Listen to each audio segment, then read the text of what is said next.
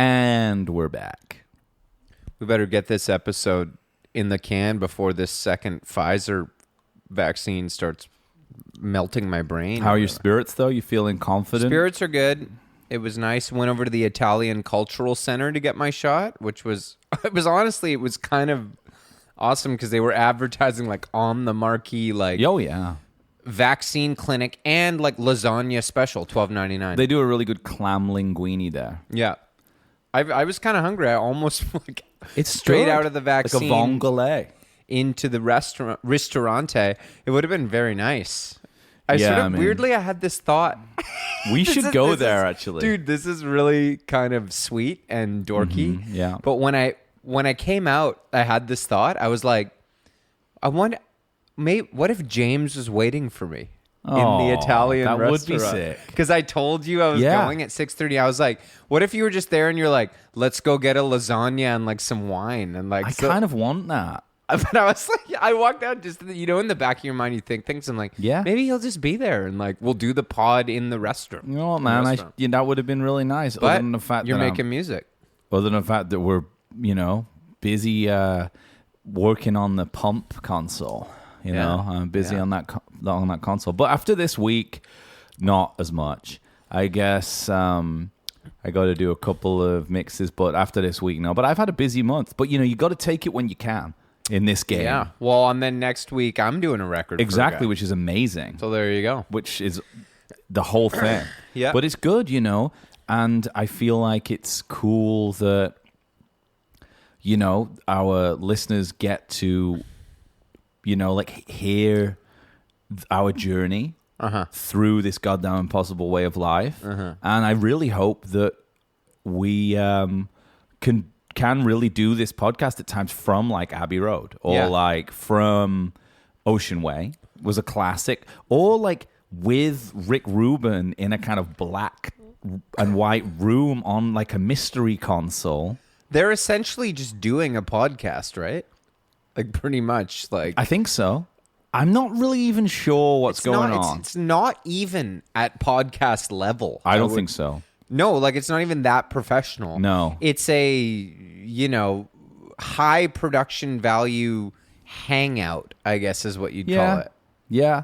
I don't want to get into it right away, even though neither. we will. Welcome to Impossible Way of Life, episode 83, season 1. Wow. Season 1, episode 83. Yeah. Holy shit. And if you like this podcast, you can go on our Patreon because that's where the winners win and the real musicians hang out. Yeah. We've kind of got like a kind of ladder system into rock and roll heaven. You can even be John Lennon if you want. Yeah. And it's official. Yeah. And everyone on the inside, you kind of the big bopper side of things, they'll bestow that on you. Yeah. I think, who else can you be? David Crosby. He's not even there yet. Or is it just Rock and Roll Heaven's the final? That's the top tier. There's only one guy did it. No, there's Crosby, Pricing, Brian Wilson, and John Lennon. And then Rock and Roll Heaven is like that's right. Is like $50. Yeah. And want to make it clear that you get exactly the same thing from every single one of those. Except the amount of respect you get from us. From the blues community. Yeah, and from the blues community. Yeah. And you can Which you can is use us. it. Well, it's kind of like you can, like a lot of people, like kind of if you go on like Gear Space, I don't want to dead name it, Gear Space, or like stevehoffman.tv, you'll see a lot of time, or even just Reddit, you'll see people kind of like list their gear under their names. It'll be like, well, that's James important. Younger, and then it'll be like kind of like 72 Fender Strat, black and white, like, and then like kind of like yeah, that's right. 69 Vibrolux drip edge, that kind of thing. Nice. And, Moog, Model D, Moog Source, kind of like I go through DX7, kind of my 80s stuff, Matrix 1000. But also I've started noticing people saying like John Lennon tier pricing, IWOL Patreon. Because it's kind of like a belt system. It is. Yeah, it is. It's important. Well, we would like to know if you are a patron and you comment on anything. We'd like to know where you stand, what tier you stand on. Yeah. Because it will affect your credibility, honestly. Within the community. Yeah. This community will not Like stand. this, we're talking about a rock and roll heaven initiated patron here. Yeah. I'm going to listen to what he's got to say. I'm going to listen to what this guy's going to say. Might even get him on the show.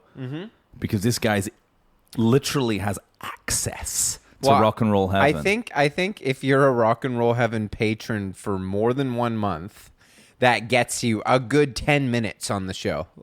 I'd say you can have the podcast, frankly. You can if you take my job. If you do a couple you episodes, pay $50 a month, you could just do every episode. And let's just clarify. That's $50 US as well. Which is like about $300 Canadian at this point. You pay me $100 Canadian a month, you can just do this. You can have my apartment, frankly. That's all I got to say on it. But, yeah. Yeah, exactly. Jokes aside, it's a very good community to be in. It is. And that last Sunday episode, where we're kind of picking up where we left off. It was hilarious. Yeah, I mean, we'd had a few beers. It'd been a while since we'd done one like that. I thought it was great. Yeah, because it was one of those things where I almost find it's almost, you know what they say, I don't know the right analogy, you'll think of it, but it was kind of, we went in, we said, all we've got here is a trailer for this show. We don't really have any material. No. But something happened. It's like when you threw us into that, it's almost like you're fighting for your life. Yeah. You know what I mean? Yeah. And we know that if we drop the ball once, it's game over. It's hot potato, really. Yeah, sure. A little bit. Treading water. We're not treading water. We're swimming against the current with That's what I'm speed. saying. That's what I'm saying. You know, it's like Don Carpenter, the comedians. That whole book. Yes. Sometimes if you have too much to talk about. Too much perspective. Exactly. Yeah.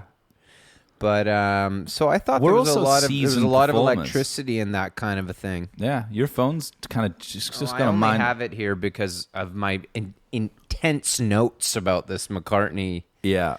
I just want to go through a couple of things that have happened this week. Yeah, I was going to say that our community has delivered a lot this week. A big one for me, just to begin, was this whole Thunder Road lyrical debate. Yeah, thanks, Ryan. And also, I want to say to Ryan Pauly, I massively respect you and your input to this show, frankly, because you are a regular contributor and you get it, and I appreciate that, and I appreciate you. So thank you. Thunder Road. Agreed.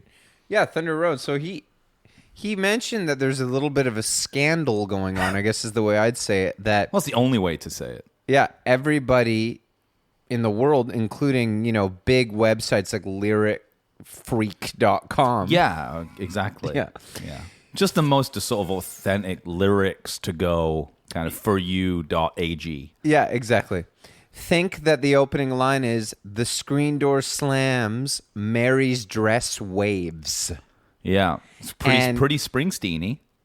Always how I sung it at karaoke. Yeah. Many times. Yeah. I've seen you do it. Oh, yeah. But at the old Bimini's. Apparently, John Landau, the producer of the record, has come out to challenge the lyric freak websites or whatever to say, no, the lyric is, screen door slam, Mary's dress sways. I mean, it's... And he was like, a dress can't wave, as though it's meant to be taken literally. Oh, it's not, And no one had ever... No poetic license. No one had ever thought about that before. You see, a dress can't wave. So, in that sense, swayed. I don't really honestly see how a dress can sway either. It's a huge scandal, I guess it can sway, but it can wave.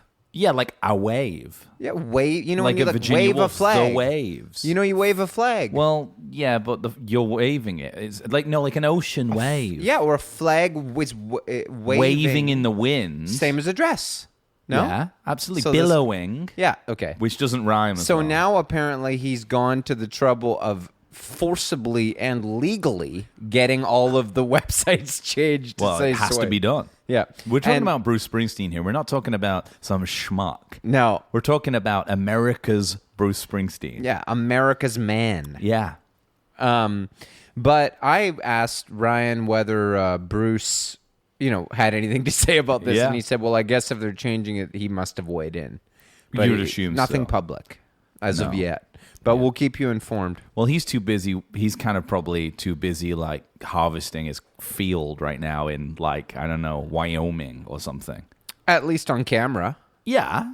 Or whittling leather in Arizona. In a commercial, yes. Yeah. Or, like, driving his Jeep. Yeah. Also, to the middle. In a YouTube advertisement. Yeah. There's a place in America called Lebanon. Is that what it was? Yeah. It's something like that. It's Afghanistan, the middle, Iowa. Yeah. It's the exact middle of the country. And I go there to whittle my leather bracelets. It's like how Jeff Bezos is coming out saying how, like, he's like, seeing the Earth from outer space, changes you. Changes you. You realize it's one Earth. Yeah, nice. Thanks, buddy. Nice one. Thanks, man. Actually, though, I got to say, that Earthrise photo, the famous photo of Earth, that, like, that on an existential level is always, like, I can barely look at that without kind of tearing up because I start thinking about, like... It's gorgeous. Here's the thing. Everyone is in the photo except for the person who took it. Everyone ever. Oh, that's right. Yeah, and it really on an existential level gives me like vertigo and I get really like goosebumpy about it because it's like they're the only person who's not in the photo. And it's such a beautiful idea. Just by himself. And it's just taken on, I think it's a medium format camera. Yeah. He's just out. I'm an amateur photographer. There's did you remember that there was a TV show, it was quite good, called Cosmos that came out with Neil deGrasse Tyson talking about space? Okay. No. And there was a beautiful ending to this season because they sent the first ever satellite that left our solar system. Yeah. It was photographing the entire time, the Earth. And you watch the whole thing like as it just goes away with this Carl Sagan voiceover. Yeah. Oh, it really gets you, man. And it just, Yeah, it'll shake you. I'm just eating this last. I was shaken by some of the stuff in this show too. Like I was too. There's some really good stuff in it. I don't know if we're not ready yet. Okay, because I know it's a good thing we're gonna do. Okay, before we get into it, for those of you, this may either be good news or bad news. Okay. If you like the Beatles. I've heard of them. If you like when we talk about the Beatles, you're in for a real treat because we're going to talk about them all week long. Yeah, well, probably actually for the next 3 months. Yeah, and because this is going to segue into the Lord of the Rings Beatles stuff. Yeah, and if you don't like the Beatles and when we talk about the Beatles, then, I don't even know why you listen to this show. Well, I'll tell you, there's certainly no music commentary podcast bigger than ours about classic rock anymore. Yeah. That's official. That's we're the top. Said. Unless it's Queen, it's all K-pop above us. We're top now. Yeah. Top dogs. To be fair, though, we are going to sprinkle in some Aerosmith and some Little Mountain Pump. I can't wait, but yeah. It's kind of hilarious that we're going to be doing Beatles and just like kind of late 80s Vancouver recorded rock. Yeah. Speaking of Queen, did you hear the other day I saw an interview somebody sent to us that Freddie saying he did not want to go to Rock and Roll Heaven. Shocked me. That does shock me. Yeah, they asked him, are you looking forward to going to heaven? And he said, no, I won't be going there. Oh. He's like, I'd like to go to hell. It's much more fun. I like that. He said, think of the people you'll meet down there. Okay. So I think we have to incorporate this into our theory that he chose. So he's with Spectre? He chose to go down there and jam. Sadist. Yeah. He liked cats, though, didn't he? Yeah. Big fan of cats. Yeah. Yeah. Love cats. Love them. I love cats. What's not to love, really? What's not to love? I have several cats. Hemingway liked cats, too. Mm-hmm. It's possible he's down there as well, based on his... I would say. It sounds based on his darkness. Anyway. I got a couple of things written down. Didn't he? He wrote Standing Up. I think that was Kissinger, but it might have been Hemingway. No, I think by the end of his life, because he'd been so many playing he probably crashes. Couldn't sit down. I like Ken Burns' documentary. It's fantastic. I watched the whole thing. I loved it. I cried about 400 times. I'm going to start the baseball one. I've got that on DVD. Yeah, just get into but also Criterion's doing that neo-noir. Oh, I'm deep, buddy. I know you're deep. I'm deep. We could like pivot to be like kind of like a, how we mash up stuff. We could start mashing up neo-noir with the Beatles. Well, the way I see it is once we hit 100 episodes, anything could happen. Anything could happen. It's true. No, it makes sense. But So you know that the Budokan in Tokyo, of course, is being used as a massive Olympic venue. Okay. Oh, I just thought that was kind of cool. I was like thinking about like the bands who've played there, and so like people will be like playing volleyball where like Dylan did his live record, or the Beatles, where Dylan did a Celtic version of "I Want You." Yeah, exactly. Yeah. Was he wearing makeup at that point? Haven't really seen photos from it, but I have the album, and it's kind of like it's a real love-hate kind of thing with it. Luke can attest to this because we drove to Las Vegas one time, and kind of Fear and Loathing style. Alex was with us, so not quite, but it was because Luke, it was quite a good moment that Luke and Alex didn't know each other that well, and what a better way to get to know someone than driving through the desert. And they hadn't, I don't know, maybe they hadn't quite bonded yet. And I threw on Live at Budokan, the cassette that I had. And I was like, oh, check this out, you guys. Like, I love this album. You know what I mean? And I guess it's kind of contentious whether people like it or not, because it's pretty out there. Yeah. The renditions are a little out there. And we listened to it for about an hour straight and nobody said anything. And Alex was in the back seat. She was just like, this fucking sucks. And Luke just cracked up laughing. Brilliant. And I think they high-fived. And then I tried to argue that it was good, but there was no way I was going to win. Cheap Trick Live at Budokan. That one's actually that's some good stuff right there. Where did Deep Purple play when they did Made in Japan? Because that rules. Let's just say the Budokan and be corrected by someone in our DMs. Like when I said Too Legit to Quit was by Two Live Crew. I don't want to bring that back. I said Public Enemy, I think, dude. I don't know. Hey, listen, this is a rock and roll podcast. Was it MC Hammer? Yeah, I think it's MC Hammer. Yeah. Well, to be fair, MC Hammer doesn't have a ton of cred. Great pants. Yeah. Not a ton of cred in the hip-hop community, though. Certainly not. It's kind of Vanilla Ice adjacent, maybe. Yeah. So I was down at my jam space. Yeah. I really wanted to tell you this. Okay. My sort of studio jam space. Mm-hmm. I've been there. Flex space. I've been there. And it was always fantastic there because it's a massive, massive space that is very fortunate to have. It's in an old kind of meat locker refrigerator, meat packing district kind of energy, Fatal Attraction kind of vibes, you know? And recently, or in the last few months, a band has moved in next door. Now, there hasn't been any bands next door to us ever. So it's kind of destroyed the whole thing. And there's nothing we can do. Landlords are trying to make money. It's how it's going to be.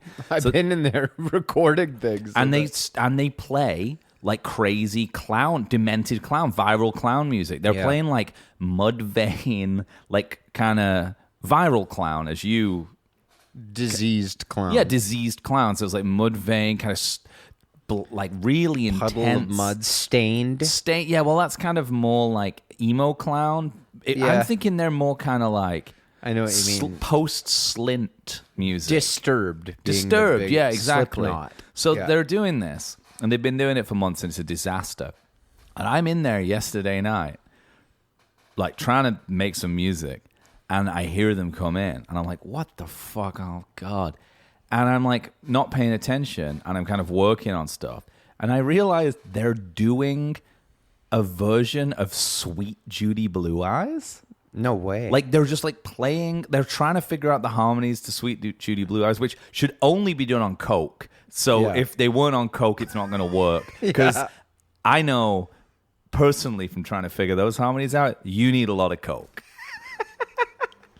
And no one I know who's ever tried to figure out those three parts, we don't own this coke.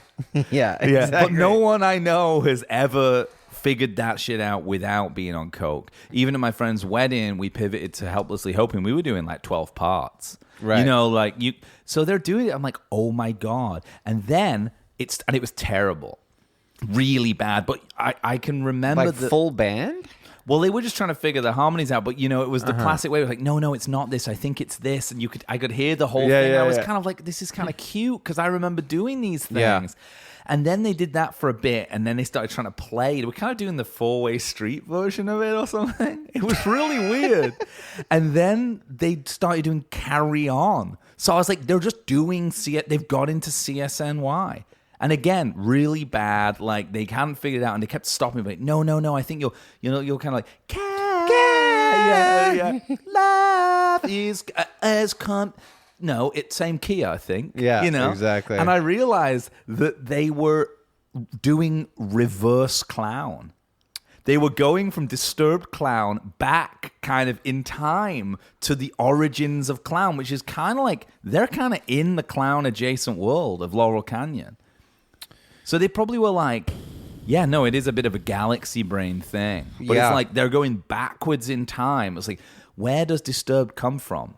It's clown. But are you sure this is the same group? It's the same band. They've just got retro, and it makes sense that maybe they're playing a wedding.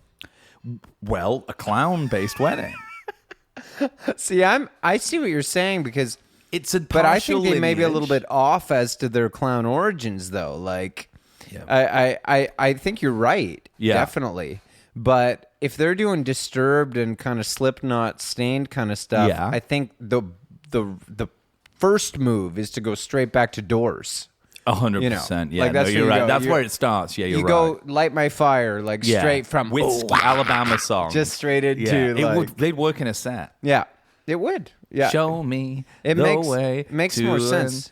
This is the end. Like, just it's kind of it does into like then maybe do the like Disturbed Genesis cover or something. Yeah, and then eventually you get to like Help Me Rhonda or whatever. You know? Yeah, Sloop John B or something like that. Yeah. Anyway, I thought it was worth bringing up. That's and the last, really good. Yeah, it was really weird. Reverse clown. Mm-hmm. Yeah, that's definitely a first for us. Yeah, it is. A band, well, it's clowny enough that a band in 2021 is doing like Mudvayne style. Yeah. That's almost reverse clown in itself. It is. Yeah. I mean, I'd like to hear what their kind of diseased clown. Yeah. Diseased clown. Viral clown. That's fine too. They all work. Diseased. Well, it's got... It is a diseased thing. It's infected. They're fully riddled with clown energy. Like it got inside them. Yeah, exactly. No, that's true. I would love to hear what their originals are like. I mean, me too, partner. Me too. I don't think they've got to that part yet. No. I mean, it's a big hill to climb. Well, you got to study. You got to study your everything. whole... It's like being like, I was in... Well, I think McCartney says it. The person... So Spinal Tap. The person that I can't do McCartney because his voice is too similar to my own. So I'm always going to do him in a Spinal Tap voice, and you can do it. Yeah. Well, the person we all liked the most was Bach. Yeah. I love that. Bach was the one we liked, you know. That's the one we liked, you know. Because he was like us. Yeah. You know. Of course, yeah. He was the one. We said put a beat on it. Yeah. Why not put a beat? Be better. Be better. Yeah. Be better. It'd be the Beatles. That was so funny. They were like Bach. Yeah, I know. Yeah, they were. Never really got a Bach vibe off Beatles. No. I would say they're way more Mozart. Mozart's total pop to me. So true, man. Ram, bum, bum, dun, dun, dun, dun, dun. I hope that's Mozart, dude. It is, dude. It's very Beatlesy, Mozart. Okay, well, so we're taking that's like there's going to be so many DMs about you hot people being like, hot takes like, actually, no. If you look at the magic flute, it's actually much more doors than it is.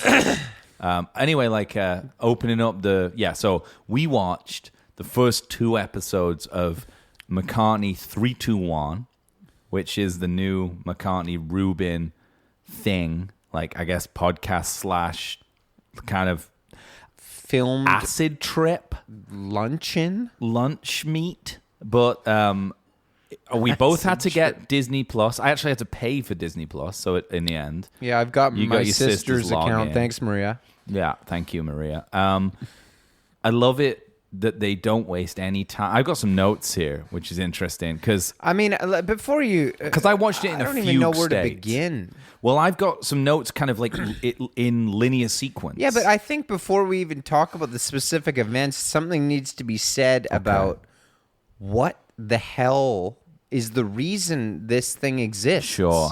Because To me, I'm wondering a lot about why Paul's doing it. Before we I want to get into the specifics, but I'm wondering, what's going on here? Okay, what is going and I'm gonna on? I'm gonna give you my take? just hot take right off the top. Please. We all know about the Get Back Lord of the Rings doc coming out. Okay, we discussed this. I think that Paul figured he needed to get out of the gate first. Yeah, set the record straight. Yeah, the record being the record that everybody already knows about, that he was in the Beatles and did all this amazing musical work. But he needed, because he's afraid that he's probably seen the Peter Jackson doc. He's getting out ahead. And he's afraid that the Peter Jackson doc is going to maybe feature John and George as like the cool guys because they're dead. Yeah. You know what I mean? Because they were the cool guys too. And they were the cool guys. And Paul probably doesn't like the way he comes across in from that era, because he was kind of trying to hold the band together, a little bit pushy about the music. You know what I mean? Yeah. So, but here, get this. Okay. This is my take. So, the Get Back documentary was meant to come out last September. Yeah. Right? All of a sudden, it gets pushed to this August. Yeah.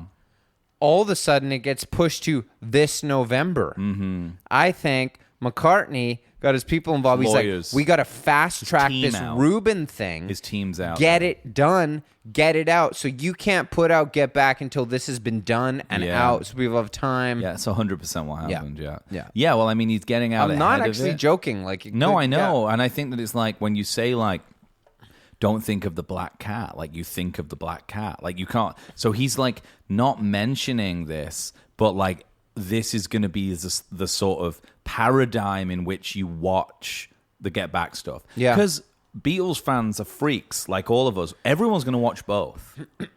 They're going to see this first, and then they're going to interpret the Peter Jackson stuff through the lens of this kind of sort of strange psychedelic. Well, actually, made a note here. It's kind of cocaine v peyote. Yeah. There's kind of two different drug energies on stage at the same time. Well, the listening to music and sort of like air drumming and talking over that's it is the cokey stuff. Energy. Yeah. And then the sheer confusion that Rick Rubin seems to have. Rick Rubin's, his clothing is lack of shoes. He's kind of got a Wim Wenders Paris, Texas vibe. Like he was like a missing person for 4 years and just walked into this room. Yeah. With no idea what's going on. And the first thing he does is he kind of walks in. He's not spoken to anyone for 4 years. People thought he was a missing person. And he just looks at Paul McCartney, looks at this console, winging it because he's like, I got to look normal. But he's in shredded clothing. And the first thing he says is, you up for listening to a bit of music? To Paul McCartney. Yeah. Yeah, I think so, yeah. TV gold. And the Emmy goes to, it's going to win everything. What? It will. It'll win everything. I think, here's my thing.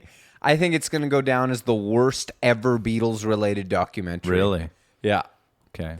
I don't know. It might win everything. You're probably right about that. But I think that I've only seen 2 episodes. Yeah, me too, yeah. And there was some heartfelt moments. I mean, well, this is the problem. Yes. The problem is that I love the music so much. Exactly. As much as it infuriates me, these boomers Yeah. not letting go of their era and their legacy. Yeah. When you isolate the background vocals to here, there, and everywhere and play it for me, as you I'll got. fucking watch it all night I'll long, take as much of that You know as what you I mean? got. Yeah. But even in those moments, Rick Rubin looks like he's kind of waiting for like the pour some sugar on me chords to kick in or something. And he's just kind of like, okay, yeah, nice. And he's just kind of waiting for like Beverly Hills by Weezer to like, don't. Like could be here and there they and have everywhere that. To those chords. Oh my God, dude, I just had an insane idea. Yeah.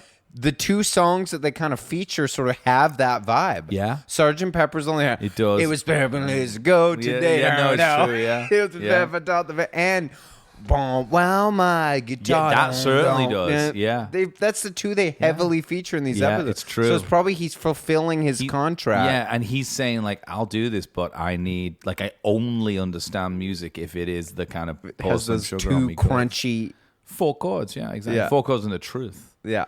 What's with Paul chewing gum? Yeah, that's my number one note too. Okay. Just FYI, right off the top. Don't know. Yeah. He likes gum. Yeah. Maybe because he smoked for 40 years. He needs an Did oral he fixation. smoke for that long? Well, he's, maybe not 40 years, but definitely 60s, 70s. We, as a band, we had to, memorize our songs because we had to make them memorable because we had to remember. We had to remember. It's a subtle difference between stupid and clever. At that time, we couldn't record. There weren't these little devices, to record. So we'd have to think of everything, and we'd just sit around and sad about Listen to sorrows Bach. and listen. Eddie Cochran. And it's a fine line. What's wrong with being sexy? It's a fine line between memorable and rememberable. I love he's talking about like George. He's like, Me and George used to Hitchhike and get some rice pudding. Yeah. Ambrosia. It actually is a fine can of food. It's kind of post-war. and it's a cute story, but he's like, And we'd have a bit little weird. camp stove. Why is there a camp stove involved? Like, he that's the brought best one? vignette they can come up with. and then he says, and if you look back, it's a bit funny that, it's two of the Beatles. That's a pretty weird moment. What? I'm You're like, dude. you're human, Yeah, right? well, no, maybe you like, had a childhood, but it's treacherous to live like within your own myths, and it is kind of like weird because like he I know. is just a Beatle to him. It's like, and it must fuck your head up a bit, like does, being yeah. ultimately like he's just Paul McCartney. Like it's kind of like he can't help it. I know. He can't go anywhere or do anything. But kind of is he loves it, doesn't he? he's doing it to prove to us that he's a Beatle. I agree. Which is nuts because It's like he's not comfortable the in amount his of role. times he points out that he played Dude, something. it's weird. Why? Bass is really good here, actually. Like, he's neurotically, like, proving that he's as good as... Like, it's ego still. Yeah. But here's also, sorry, Yeah. definitely pretends he wrote songs that aren't his. Of course. That's which on is my list. fucking weird as fuck. Yeah. Yeah. It's really weird. Well, there's no one to contest that, is there? No, and Ringo's know what he's seen. With, He's with just, a little Ringo's help from just, my friends, always thought it was a John It's song. such a John song. Yeah. Paul wouldn't write a song for Ringo. The bass line is really good, though. He's so good. It sounds like Carol Kay. But he spends about 15 minutes soloing it for you to hear. Yeah. Listen to the bass line, actually, because you got this bam, bam, bam, bam. You got this thing, but you need, and then you can play off it, right? You play Yeah. off- yeah, yeah. Meat free Mondays. Freedom. We got freedom. Free. This is all right. Yeah. All right, Blues. given You just by play. God. You just play blues. E, G, whatever. I don't give a G, shit. Yeah, it's fine. You're George's friend. Yeah, give a George's fuck. friend. Yeah. Now, was that Eric Clapton of Cream, or was it Eric Clapton, George's friend? Because Rick Rubin genuinely doesn't know if they're two people yet. He's not figured it out because No, he he's doesn't. on another I dimension. think he's on peyote. I think he's on peyote or He's mescaline. got this smiling thing. You know who he looks kind of like? Allen Ginsberg. Yeah, no, he's got a in the Ginsberg 6B energy. Yeah. when he's really kind some of the smiley greatest and minds that stoned. we lost. Some of the greatest minds of my generation to the Beatles. Yeah. Yeah. And he's really like the part where they're in some other place and he's sitting cross-legged on the floor. Really while Paul- interesting seating arrangements. Like, you'd think there'd be a bigger budget for seating. Yeah, sometimes they get in the chair. It but is really weird when he's like sat at Paul's feet as if there's like a campfire and he's high on mescaline or peyote and Paul's just playing like Martha, My Dear or something. I don't know what he's playing. But Yeah. it's weird to me because here's the thing. Paul McCartney must know that everybody who's a Beatles fan at this Yeah. point, who still cares, knows the stuff that he did in the group, right? Yes, yeah. So the only explanation I have is that he's trying to get kids into it. Kind of something. the Rihanna style Kanye stuff he did. Yeah, he's like, I need to like show the new gen, and that's why they got Rick Rubin, I guess. Yeah, I guess. But it's kind of like he thinks could have got Deadmau5 or something. Would have been better maybe if he had like. But Rick Rubin's kind of the like he's kind of that would have been funny, eh? Someone who just doesn't know anything about it. And Rick Rubin's kind of like what's the word, like a causal connection between generations, because he does still do like Adele and stuff. Yeah. He does like, big music.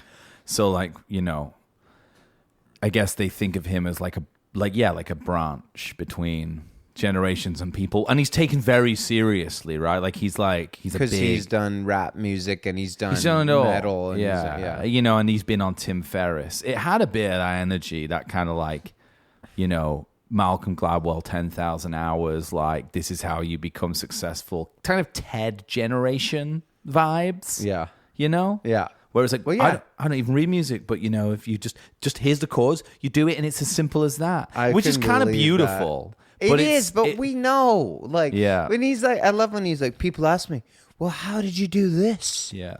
I mean, man, come on. He'd choreograph. You know how to shit. do it. We know how you did it because we do it. Like, musicians know. Like, you don't need to fucking read music to make rock and roll. No. Like, nobody did. No one ever did. Nobody but did. You're gatekeeping Randy it. Newman, Brian Wilson could. Yeah. A little. He wasn't even that good. But, like, it's not special. The Beatles are special. We know that. Yeah. But that's not, that kind of stuff is just pure feeling yourself. I had no time for it. Yeah, 100%.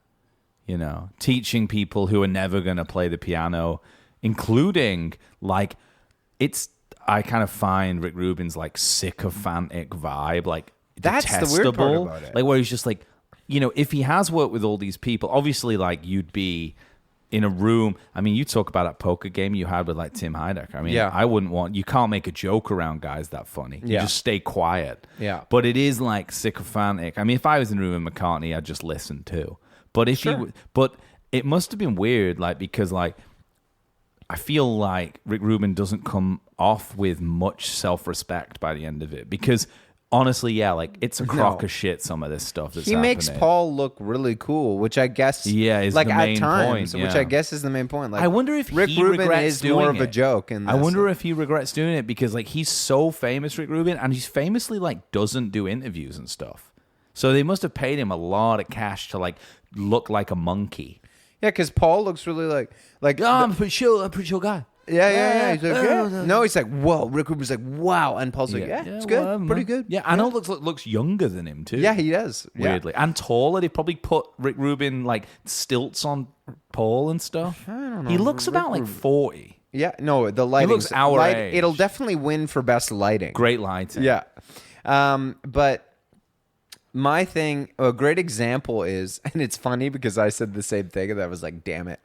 When they play Sgt. Pepper's, the song on that console, it did sound really fucking rockin' to me. Of course. And I was like, wow. I was sort of like, I had to pause because it. they'd done some Pour Some Sugar on Me chords underneath it. Yeah, and I was like... So it's true. The mix was pretty, and I was like, fuck, I had to turn it off and be like, Alex, Beatles are good? Yeah. Because this shit sounds fucking good. Well, and then, but the funny part is, and I was like, this sounds really rocking. And I rewound. I was like, listening to it. I was like, damn, man, I haven't played Sgt. Pepper's in so long. Like, this sounds rocking as hell. Fact check it? No. And then it was funny because then it's like Rick Rubin going, rocking hard. And then Paul's like, yeah. In his fugue state.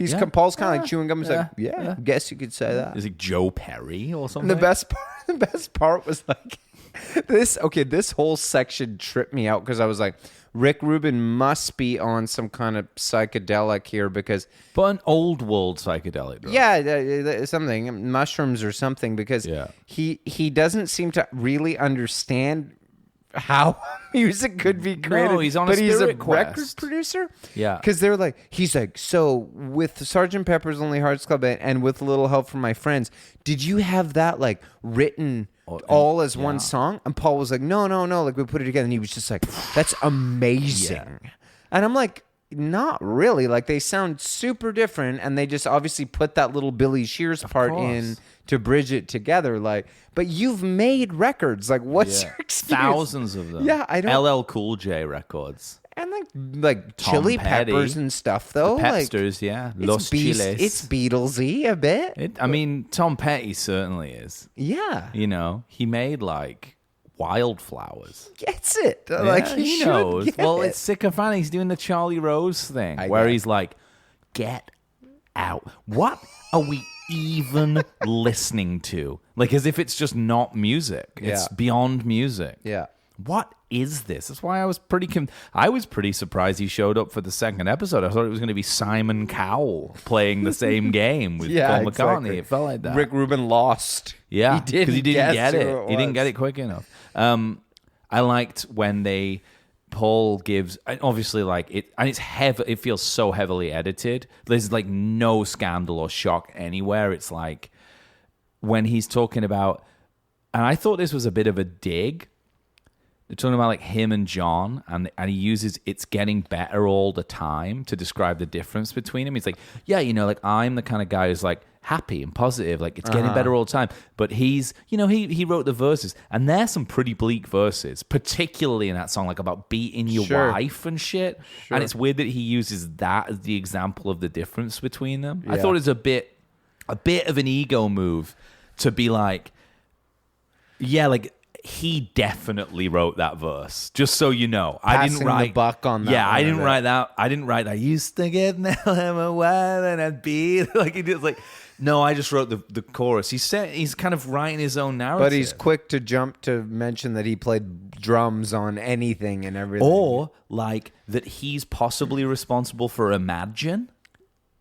Because he's like, this is how we played piano, you know, together. So like when John does it on Imagine. You know, it's just how we learned together, which is kind of a weird move. It's like, dude, chill out. Yeah. Let sleeping dogs lie. Yeah. You know?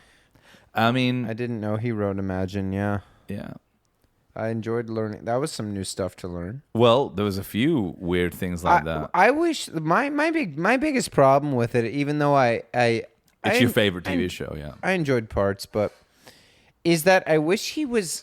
I kind of wish if you want to go this deep, tell us a little bit more about how you did certain things than just that you did them. Yeah. Like, it was a lot of like, I did this. Like, and he's like, oh, check out this bass line. Good bass sound on this. I'm like, yeah, we know. How'd you get it? Like, why not give us a little bit of technical kind of like gear space talk? Get nerdy. Sound on sound. These are the people watching. Get nerdy. Tell us you rolled off the top end on the Hofner. It probably isn't who's watching it though.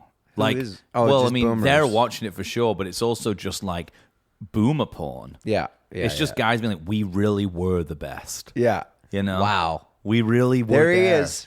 There it is. We're not even listening. There he is. There he is. Turn it down. We're trying to eat our ribs and nachos. Yeah, right exactly. now. Yeah. There he is. There he is. Yeah. He's one of us. Yeah. Our generation invented him. That's Alex's favorite. When she met a woman who said, "Oh, you guys like Bob Dylan?" Like her and Chelsea. Yeah. My generation invented him. Somehow. Yeah. I like that. That's cool. Yeah. You know what? Michelle made me cry though. Oh, it's great, dude. You know what made Edith Piaf was kind of into Edith Piaf. It's a kind of French music, you know. So I fucking love it. Yeah. I love recorded that John, in an hour. I love that John said, "Hey, that old French thing you used to do at parties. Come on. You should finish it." Oh, love it. Killing me. And it sounds so good. I'll tell you right now, I might get emotional right now because well, it could be the second shot kicking it. When the end happened, I had a really, really intense feeling when it ended with the footage of him playing Blackbird. And it was, you haven't seen it yet. No, I was thinking, I just immediately started thinking of like a coked out CSN doing it. Sorry. Oh, no. The very end is real footage of him in the studio during the White Album playing an alternate live version of Blackbird. That's like, he's working it out and and I just had this moment that I was like, as much as all this stuff like annoys me that he's doing this and it never ends, the music is so special and he's going to be dead soon. Yeah. And it just got me thinking about, like, I don't know, just music in general. Well, I and mean, like, that's all it's about, really. Yeah, It's all just about the music. Yeah. I mean, we've obviously it's so old, this music, and we love it so it's much. so old. And it's like why do we love it, and why? And we fetishize the artists because Yeah. you have to. Yeah. And I think that that's a really important part of, I think it's a valid part of the canon, because it's like, it's so inspiring, and you want to know, like, and this is probably like ultimately in like a serious way, like the problem with this kind of like boomer bait, like boomer porn, where it's like it doesn't deal with the questions seriously. Like, yeah, I want to know what it was like for you to go through this, and these like small snapshots and vignettes of your life, I like that. Like, that's what I want, because it's like, they'll be gone soon. Like, two of you are already gone. Ringo ain't talking about anything. I know there's been loads of books written, but like, you've been pretty silent on it. And like, if you're gonna do it, like, tell us the truth. I don't need to see you, obviously, again, like really weird, like choreographed bits where it's like Rick Rubin talking about reggae. For some reason, he pronounces reggae or whatever. and then Paul says, well, that's the thing about what's great about music, if you do something, if you appropriate something, which, it ends up just sounding like you. And then end the episode with Obla-dee, Obla-da. It's like such a passing shot at the Beatles, because that's the song that John Lennon famously is like, it's the worst song he wrote. So there's these really choreographed things where it's like, clapping back at things that you actually already know. It's like, tell us something new, man. Stop controlling the narrative. Like, throw us some breadcrumbs. A bit of a cue thing. Throw us the breadcrumbs, man. Let us know what's going on. And you know what? That's what it was. It was that it's so I was heavily disarmed by this moment where they showed Paul working out the song in the studio and talking to George Martin in the talkback, and I learned more from that 10 seconds than I did from the whole show, because I was like, it was so emotional, and it was a song I knew, but a version I didn't know, and the sound was great, and the footage was great. And that's why I'm excited about Lord of the Rings. Unless Lord Episode of the Rings 4, I guess. is, again, like heavily controlled by the McCartney estate. But there's no way Paul can control that to that level. I mean, in a kind of different but similar way, I was reading an article, like an interview with Ken Burns about the Hemingway thing, and about like it's like kind of what he thought and like what he uncovered, and he was just saying like that it's like he had like such open access, and he was talking about, and there's this like really poignant moment in the documentary where there's this interview with Hemingway, and like it's astonishing how vulnerable he seems as a human when he's so uncomfortable talking in an interview, like really uncomfortable, so uncomfortable that he'd written out his words and had their questions pre-given to him so he would only have to answer. And it's like you're seeing a person it's unbelievable, because the myth of that person is so different. Of course. And Ken Burns says, like, it was astonishing getting access to this footage, because you're just like, this is the opposite of the myth we'd have of this guy. And I think with this documentary, it's kind of like, I kind of lost my way a little bit. Thinking about the Get Back documentary and Paul's narrative. That's not it. And I was losing my way with it. Oh yeah, I remember what it is. It was that they asked Ken Burns that, like, is there anyone else you want to make a documentary about? He's like, I've always wanted to do one about Martin Luther King. Like, it feels like so important. But his family, and this is understandable, it's fine, they have such control of his estate that you can't tell a story that's honest other than the one they want you to tell. I've even met them, and at one point they changed their mind. They were like, you know what, you can have unfettered access to this stuff.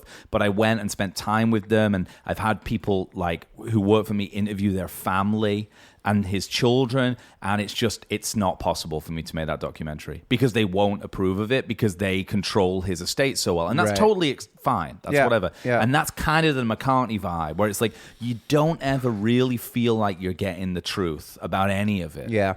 It's really heavily bracketed based on his perception of it. But our ability to interpret the truth is easier with that archival footage than it is with this. 100%. Yeah, because this is... As Beatles aficionados. And, you know, as our patrons are. This is all like... This is just a commercial. We can read between the lines. This is essentially propaganda. It's propaganda. It's boomer bait propaganda. With lovely pieces of music sprinkled in and the odd story. Yeah, it is, yeah. But, you know...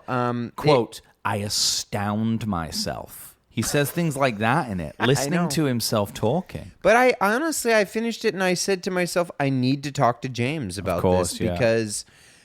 everybody who listens to this show knows I'm a massive Beatles guy. Anyone who listens to my music knows that. I've heard that you like You know? I've heard you're a fan.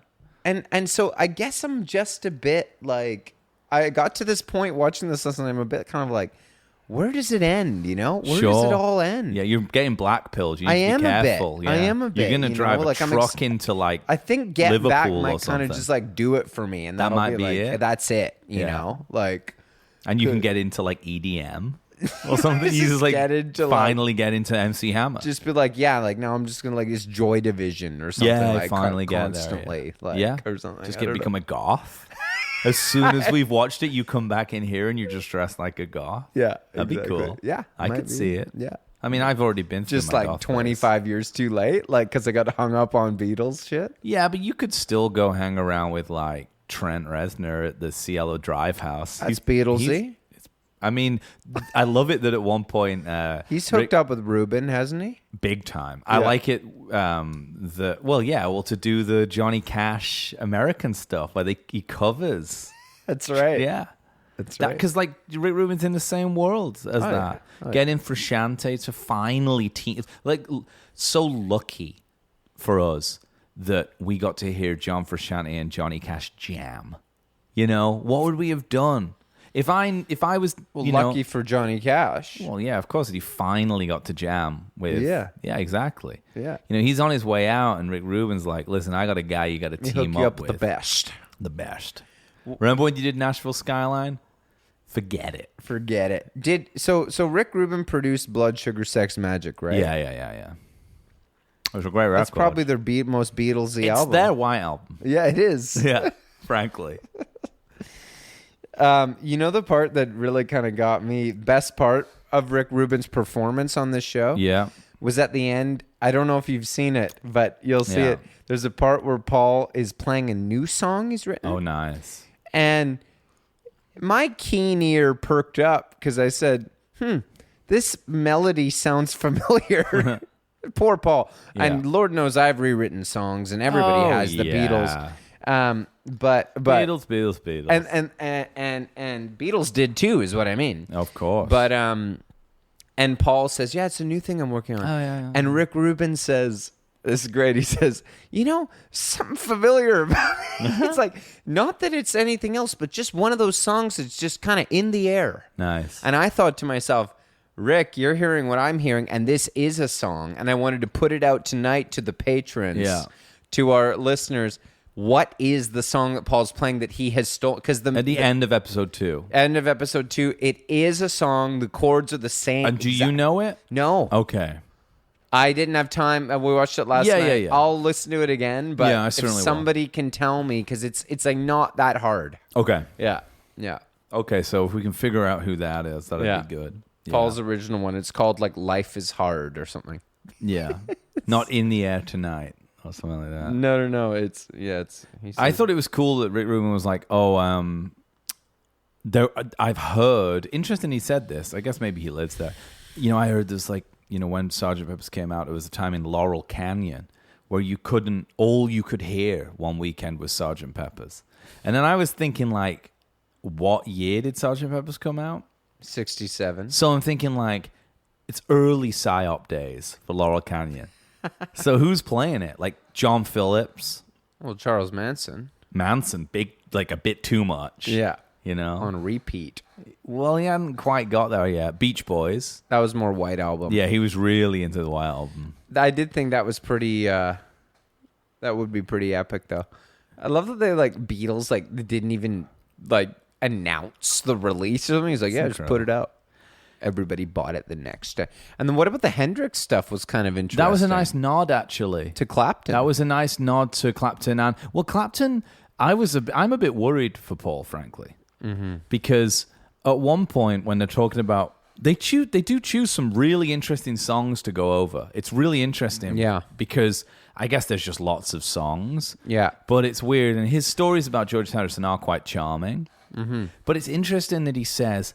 I thought it was generous of George to let Eric in. You know, as if, I guess, like, it's obvious that they were the Beatles, even if you were in Cream. It's like, you know, and I'm just think, like, what he's doing there in his way of controlling the narrative really conflicts with another guy who's really trying to control the narrative, famously, basically trademarking blues. And I don't think Eric's going to like the idea that it was generous of George to let him play on While My Guitar Gently Weeps.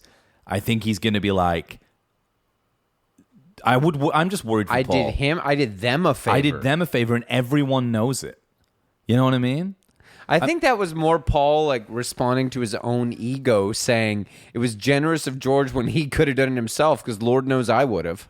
Yeah, but I also think that I can't imagine Clapton, in the state he's in, is going to like the idea that he was... And he takes two shots at Clapton, because the other one is Jimmy trying to get Clapton to tune his guitar Which I loved. for him. Oh, yeah. I also love that Jimmy did that.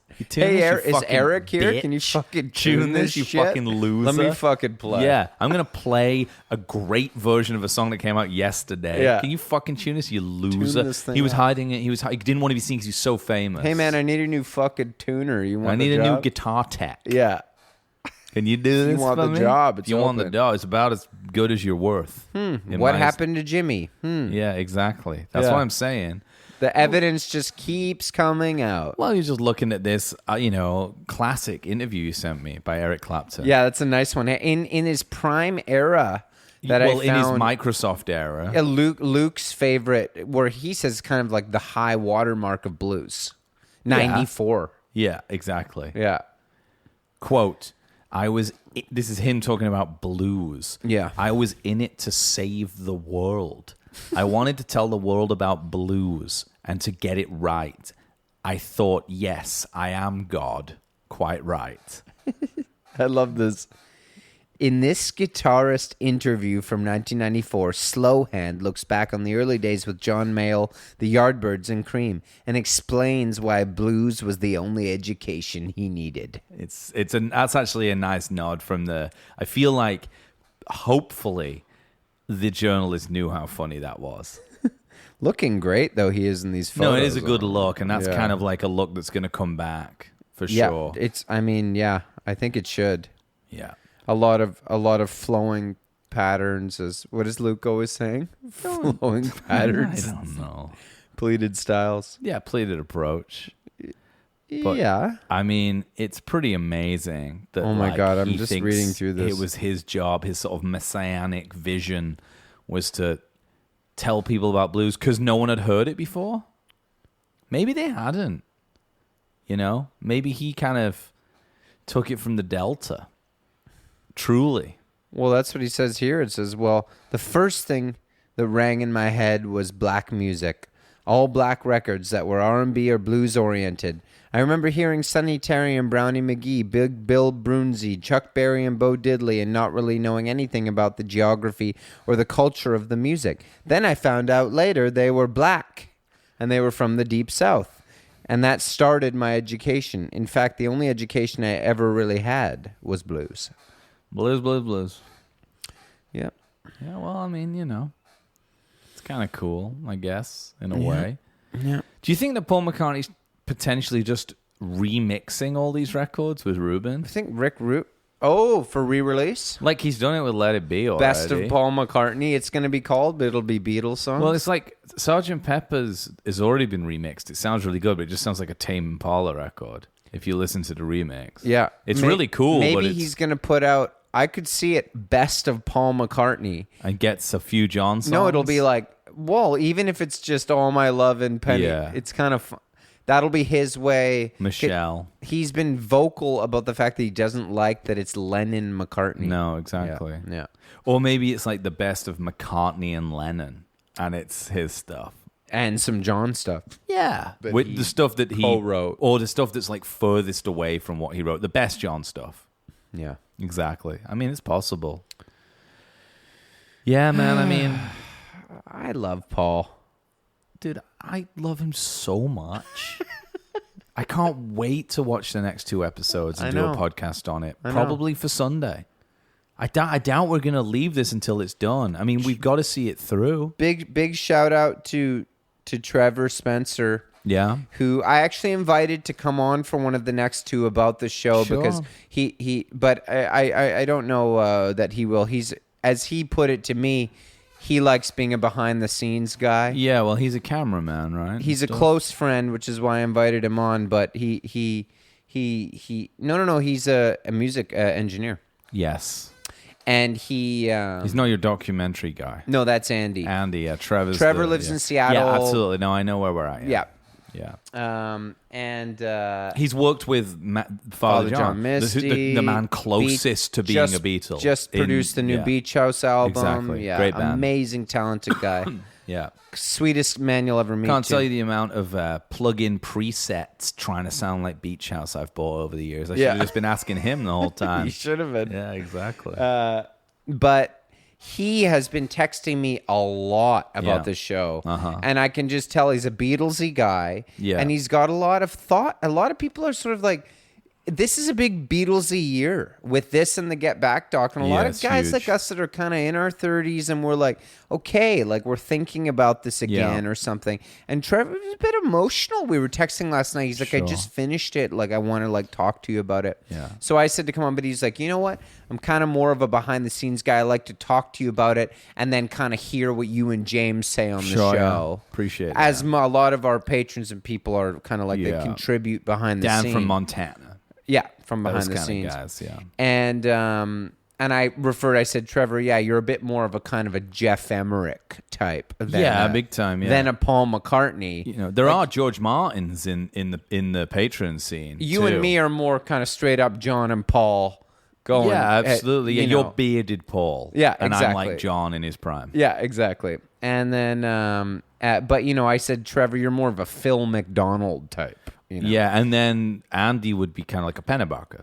Yeah, exactly. And we've got to fill out the roles, and that's what we do on Sundays. Of our patrons, yeah. Absolutely. So Andy's tune in. Definitely straight up Pennebaker. Okay, so he's him, and anyone wants to be Ringo? Anyone wants to be Yoko? I'd love to. It has to be somebody I'm we've had, like Luke is kind of a George Harrison because we have him on a lot, like as a guest. I guess he's George. Yes, he does 3 of every 100 or something. Yeah, that makes sense. Yeah, cool, man. Well, I hope you feel well. I hope you don't get sick tomorrow. Thanks. And excited to watch go the and next eat 2. that pasta that you have at home. I plan to. Okay, man. Okay, bye.